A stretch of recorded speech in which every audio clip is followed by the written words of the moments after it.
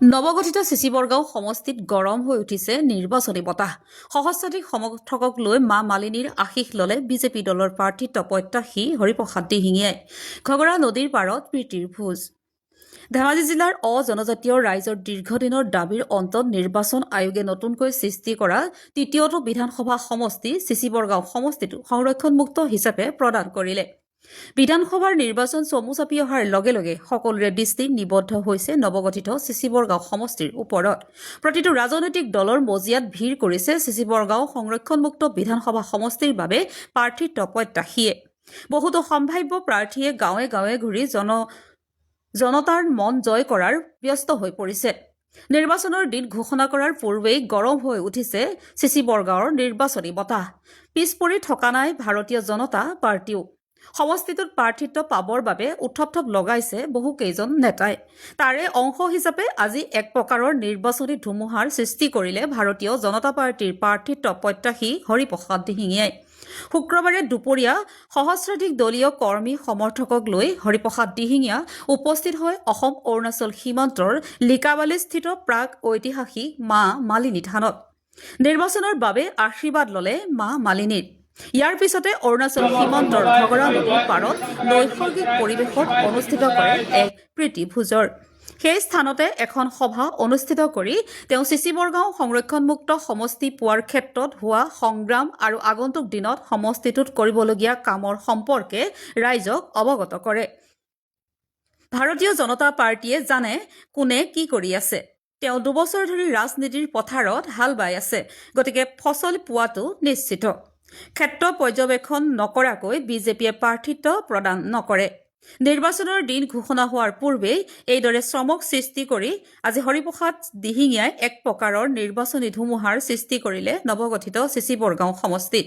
আজি 2 বছৰ দিন ধৰি এই সমষ্টিটোৰ কাৰণে গাঁৱে গাঁৱে ঘূৰি ফুৰিছোঁ আৰু এই গোটেই যিমানখিনি কৰ্মী দেখিছে, বিজেপি একেবাৰে ফাউণ্ডাৰ মেম্বাৰো আছে, ইয়াত গণশক্তি মানুহো আছে। আমাৰ অসমত যিমানকেইটা সংগঠনৰ মানুহ থাকিব লাগে এই অঞ্চলত যিমানখিনি চিচি বৰগাঁৱত আছে গোটেইখিনি ইয়াতে ৰিলেটেড হৈ আছে। আমি 2009 চনৰ পৰা এই সমষ্টি পাবৰ কাৰণে আন্দোলন কৰিছিলোঁ। মই সেই দাবী সমিতি ৱৰ্কিং প্ৰেচিডেণ্ট আছিলোঁ। ধেমাজি জিলা বন্ধ দিলোঁ। কোৰ্ট ফিল্ডত, ধেমাজি কলেজ ফিল্ডত আমি গণসমাৱেশ পাতিলোঁ। তাৰপাছতো এই সমষ্টিটো খুলি দিয়া নাছিল কংগ্ৰেছৰ দিনত। তাৰপাছত আমি দিল্লীলৈ যোৱা ৰাস্তাটো সুগম কৰি দিয়া নাছিল। আমি ধেমাজিৰ পৰা গৈ জনতা ভৱনৰ ফ্ৰণ্টত ধেমাজি জিলা ঢকুৱাখানা লখিমপুৰ কলেজত পঢ়ি থকা ষ্টুডেণ্টবিলাকক লগ কৰি যেতিয়া 45 মিনিট আমি জনতা ভৱনৰ ৰাস্তা ব্লক কৰিলোঁ, তেতিয়াহে এই সমষ্টিটো দিল্লীলৈ যোৱা ৰাস্তাটো খুলি দিলে। বৃহৎ জনগোষ্ঠীৰ যিসকল লিডাৰ আছিল, জনজাতীয় লিডাৰ যেনে জহান দলে, ভুৱন পেগু, সেই সময়ৰ ৰণোজ পেগু, এতিয়া আমাৰ মাননীয় মন্ত্ৰী, তেখেতলোকৰ লগত আলোচনা কৰিলোঁ যে আপোনালোকে 2টা ছিট অলৰেডি পাইছে, জোনাই আৰু ধেমাজি। 3 নম্বৰ ছিটটো অপেন কৰিলে কি অসুবিধা হ'ব নেকি? তেখেতলোকেও বুজি পালে আৰু সেইমতে আমি সমষ্টিটো পাইছোঁ। এতিয়া 2023 চনত তাৰ পাছতো আন্দোলন কৰিবলগীয়া হৈছিল। আমাৰ এতিয়া সেই সময়ত তিলক ফুকন, মৃদুপৱন চুতীয়াতে বহুত আন্দোলন কৰিবলগীয়া হৈছিল। এতিয়া কথাটো হ'ল কি 77 ইয়াৰ্ছৰ পাছত আমি এটা সমষ্টি পাইছোঁ। আমাৰ নিয়মতে 15-20 জন আজি 2 বছৰ দিন ধৰি ঘূৰিব লাগিছিল। ক'ত গ'ল নৰেন্দ্ৰ গিৰি ভূঞা? কোনোবাই ক'ৰবাত বাধা দি আছে। যি হওক 2009 চনত যিকেইজনে বিৰোধিতা কৰি আছিল, এতিয়াও তেখেতলোকে বিৰোধিতা কৰি আছে। আমাৰ সম্প্ৰীতিৰ কাৰণে হৈছে এইটো ছিট, সমন্বয়ৰ কাৰণে এইটো ছিট হৈছে। এইটো কোনোবা এজন ব্যক্তিয়ে যদি অধিক ক্ষমতা পায়, সমষ্টিত যদি তেওঁ নিজৰ ঘৰত লৈ যায়, তেতিয়াহ'লে এই মানুহখিনিয়ে কেতিয়াও 26ত বহি নাথাকে। তাৰ প্ৰত্যাহ্বান দিবৰ কাৰণে আমি আজি সমবেত হৈছোঁ। মই এটা কথাই কওঁ যে ভাৰতীয় জনতা পাৰ্টি আনুষাংগিক সংগঠনবিলাকৰ লগত মই একেৰাহে আজি 14-15 চনত জইন কৰাৰ পৰা লাগি আছোঁ আৰু প্ৰতিটো ইলেকশ্যনত মই ইয়াত আহি প্ৰত্যেকজন ব্যক্তিক সহায় কৰি আছোঁ। প্ৰতিটো ইলেকশ্যনত মই ভাবোঁ 2 বছৰ আগৰ পৰা যেতিয়া কোনোবাই আশীৰ্বাদ দিয়াৰ কাৰণে ইয়াত ঘূৰি ফুৰিছোঁ, নহ'লেতো নন্দগিৰি ভূঞাৰ নিচিনা মোকো কৰিলে। কোনোবাই হয়তো আশীৰ্বাদ দিছে, যিটো কাৰণে মই ঘূৰি আছোঁ।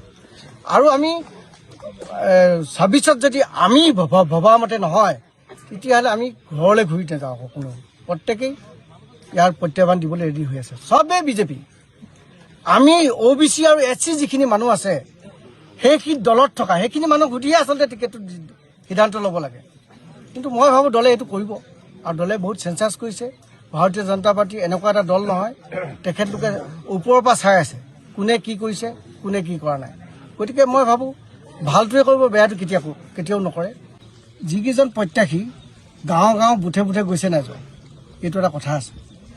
এনেই অফিচত গৈ কোনোবা দলৰ নেতা এজনৰ লগ কৰি টিকেট বিচৰা ভাৰতীয় জনতা পাৰ্টীয়ে জানে আজি 15-20 দিনৰ পৰা আহি টিকেট বিচাৰিলে ভাৰতীয় জনতা পাৰ্টীয়ে দিব বুলি মই নাভাবোঁ। ক্ষেত্ৰ পৰ্যবেক্ষণ নকৰাকৈ কেতিয়াও দলে এই কামবিলাক নকৰে, মই জানো আজিলৈকে। গতিকে আজি 2 বছৰ দিন হাল বাই আছোঁ, গতিকে খেতিখিনি ভাল হ'ব বুলি ভাবিছোঁ।